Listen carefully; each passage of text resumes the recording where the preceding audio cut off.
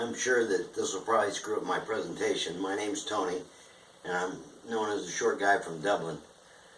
But what I meant by saying that it'll probably screw this broadcast up, I just got done watching the Central Intelligence Agency give their speech to Congress, and you'll find that I'm a big person on quoting different sayings that I've learned through the years. One of my favorite sayings that wasn't going to be part of this presentation was, when everything's said and done, there's a hell of a lot more said than done.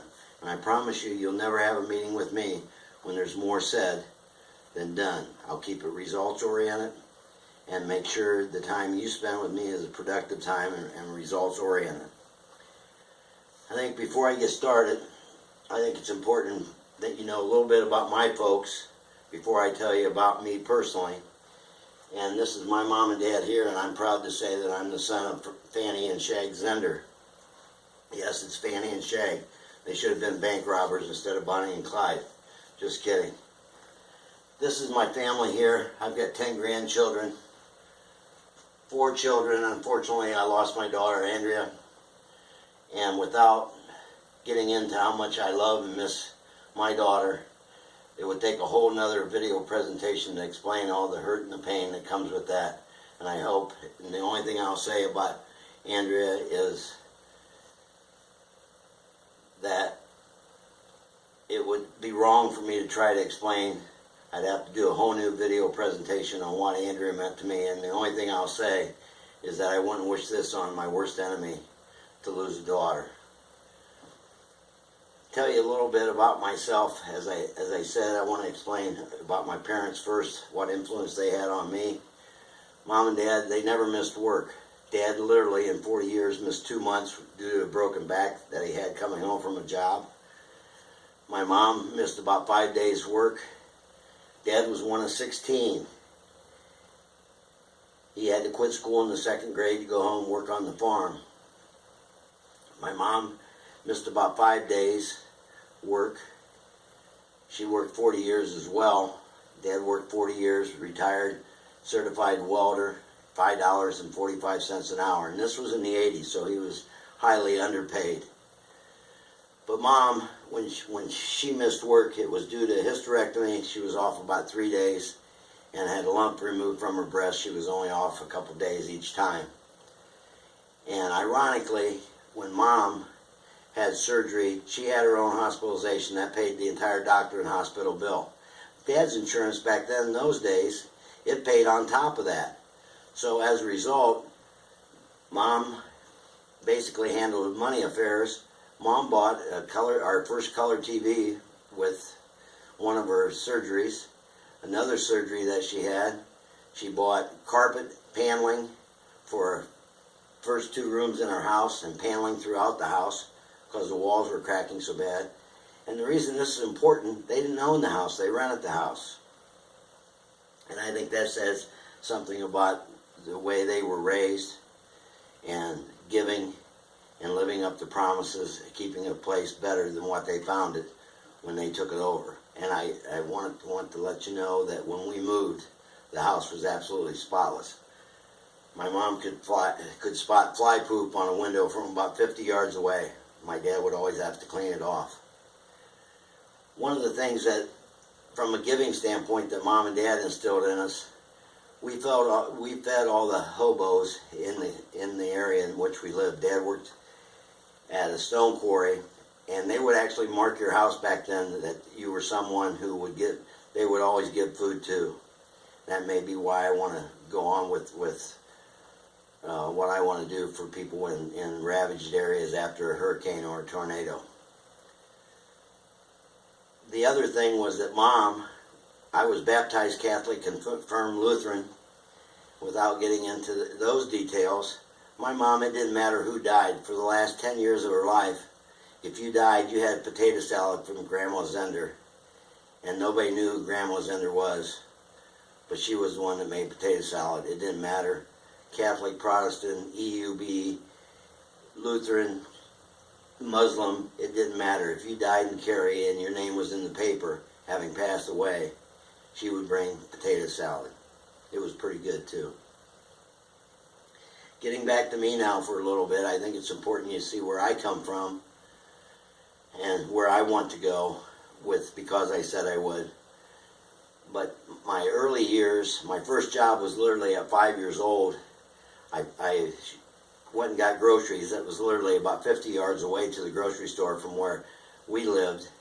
And it was up above a 3-lane bowling alley, believe it or not.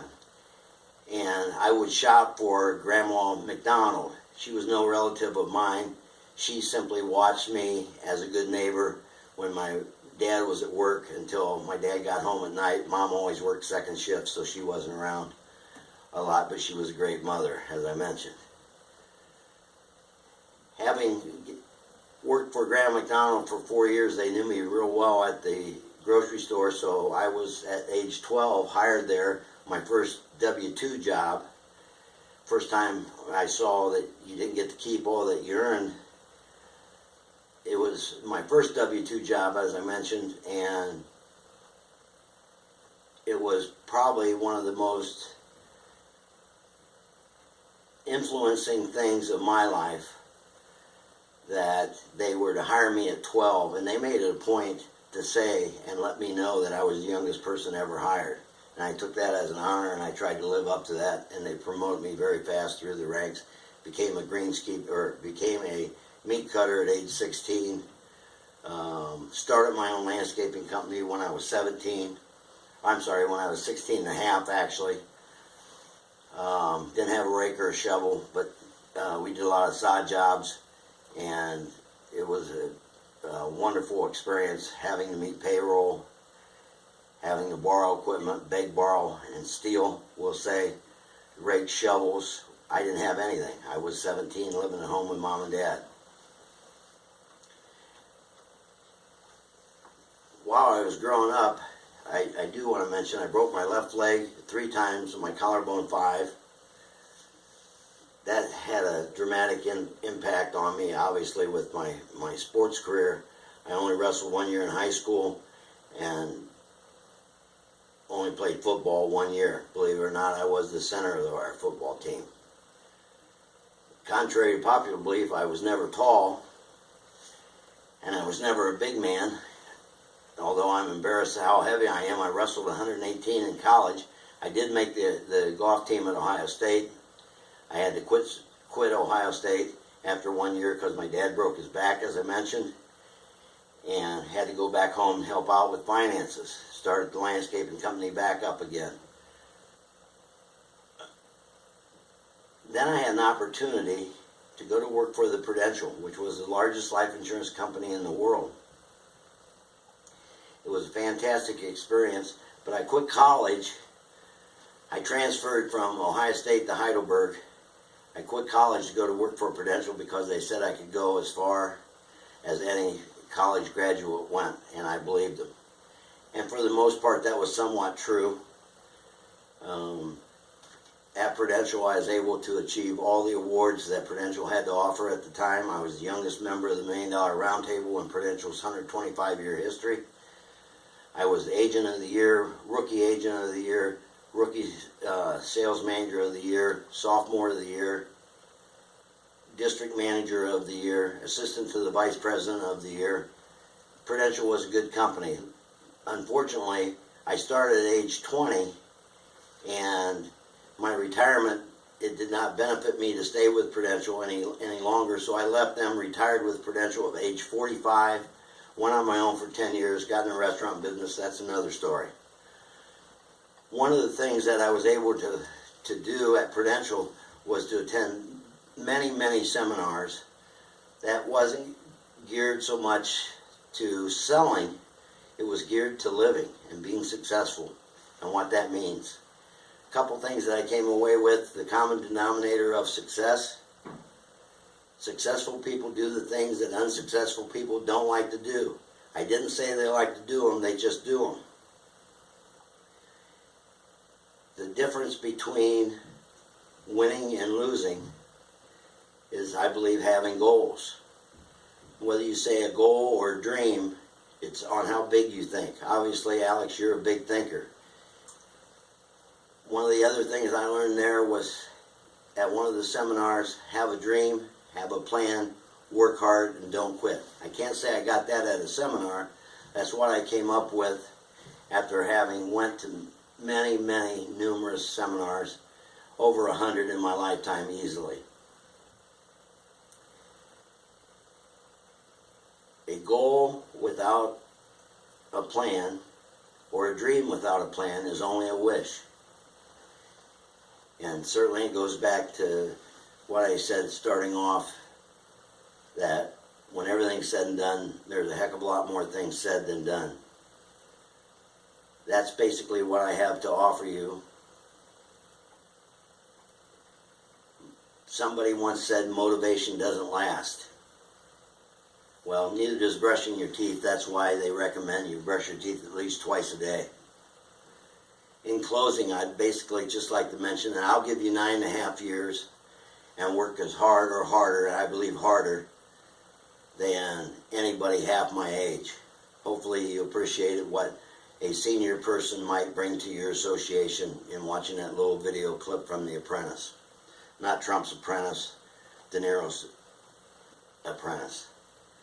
You said at the last meeting that I was at, that you attended, you remember when a handshake meant something. I remember when all the way was a cheeseburger with everything on it. Handshake does mean something. I shook your hand and I told you I could be the best chapter leader that you've ever had. And I will give you that 150%. And I'll explain sometimes what giving 110% or 150% means. At least my understanding. My leadership philosophy is real simple. And that's why I'm applying for this position. That I believe that a good leader, his people or her people, a good leader's people think highly of the leader. A great leader's people think highly of themselves. And I'll dedicate myself to helping your people that you need to get the word out on, because I said I would, every opportunity to give them confidence, let them know they're the very best that they can be and they can do, and have a great impact to our world and our society, not just our little neighborhood sometimes that we get caught up in. Basically, you're getting a 4-to-1 proposition. I'll take less of a salary, and I know I need, obviously with this tape, I know I need to work on a lot of things, but one thing that I need to work on is my social media skills. Unfortunately, as I told you, I was successful at 20, and at 21 I had a full-time secretary. She did dictation, she did my letters, she did my typing, she did my computers. That's when computers basically came out in the mid-70s. So I am not computer literate, I am not social media literate, but I can learn. But in the meantime, I want to hire somebody that you can use up there in Rocky River, that I can just pick up a phone and call. She'll have her own phone that when I call, except for when I call, she's yours. You can use her for whatever you need done, whether it be cards stuffed, mailed, whatever you need done in your office. I'll take it from my salary, take a reduction in salary to have that person available basically to me 24/7. I'm giving you 4-to-1. Hopefully you realize that you won't need a vice president. That, sorry about the beeping. That's a coffee pot going off. 4-to-1, you'll have no need for a vice president. My daughter is the vice president of Medical Mutual. She lives here in Columbus. As you know, the home office is in Cleveland, and she makes that trip 2-3 times a week. I'll do the same if necessary. The other thing is that my wife, we've been together over 40 years. She will be a part of the team. She's backed me 100% through thick and thins. One of my other favorite sayings, you have to experience the depths of the valley to appreciate the magnificence of the mountains. Well, I've been to the valley, and I want to go to the mountain top with you, and because I said I would, I will. You can take that to the bank. Other than that, have a great day. Thanks for your time and consideration. Thank you.